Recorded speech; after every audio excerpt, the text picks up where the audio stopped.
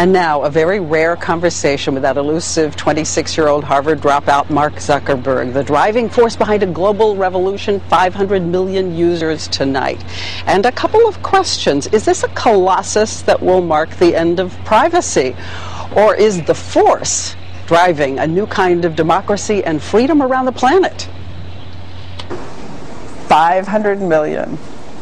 You are the third largest country in the world now, officially.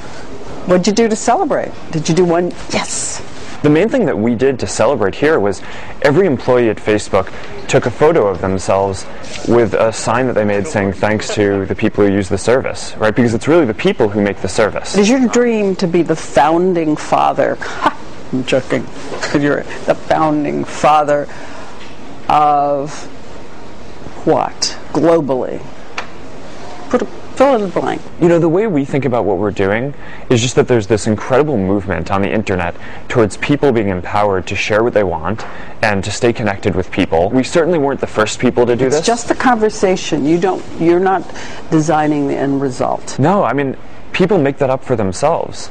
Right, and that's the power of democracy in these systems, is that when you give everyone a voice and give people power, the system usually ends up in a really good place. So what we view our role as is giving people that power. Famously, Zuckerberg's little college campus networking site grew so fast, he was offered $1 billion by Yahoo 2 years later.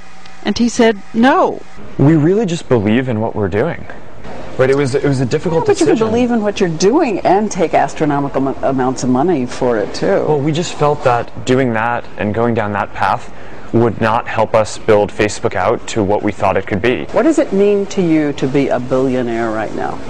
Well, I'm not. I mean, the company is a private company, so I don't really have access to any money like that. I read once that you said you did want a jet. You wanted your own plane. I don't think I ever said that. I know it's a private company. How much profit?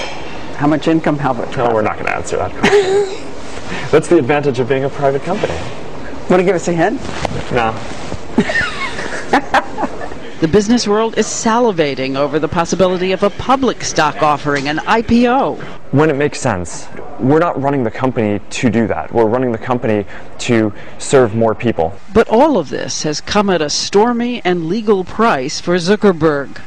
From college acquaintances and friends who said he took ideas and went off on his own, including an old roommate who pushed for the right to be co-founder. What do you think you could have done differently in those days that might have prevented the splintering and accusation in friendships?